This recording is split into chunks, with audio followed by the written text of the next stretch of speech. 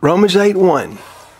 There is therefore now no condemnation to those who are in Christ Jesus, who do not walk according to the flesh, but according to the Spirit.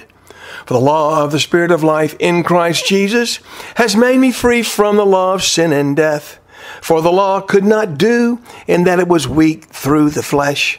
God did by sending his own Son in the likeness of sinful flesh on account of sin. He condemned sin in the flesh, that the righteous requirement of the law might be fulfilled in us, who do not walk according to the flesh, but according to the Spirit.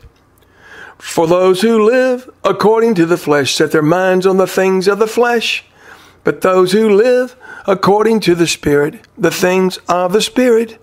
For to be carnally minded is death, but to be spiritually minded is life and peace. Because the carnal mind is enmity against God. For it is not subject to the law of God, nor indeed can be.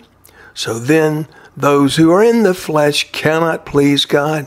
But you're not in the flesh, but in the Spirit, if indeed the Spirit of God dwells in you. Now, if anyone does not have the Spirit of Christ, he is not his. And if Christ is in you, the body is dead because of sin, but the Spirit is life because of righteousness. But if the Spirit of him who raised Jesus from the dead dwells in you, he who raised Christ from the dead will also give life to your mortal bodies through his Spirit who dwells in you. Therefore, brethren, we are debtors, not to the flesh, to live according to the flesh. For if you live according to the flesh, you will die.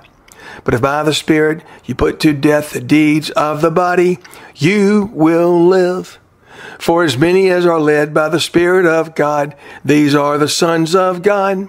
For you do not receive a spirit of bondage again to fear, but you receive the Spirit of adoption, by whom we cry out, Abba, Father. The Spirit himself bears witness with our spirit that we are children of God. And if children, then heirs, heirs of God, and joint heirs with Christ, if indeed we suffer with him, that we may also be glorified together.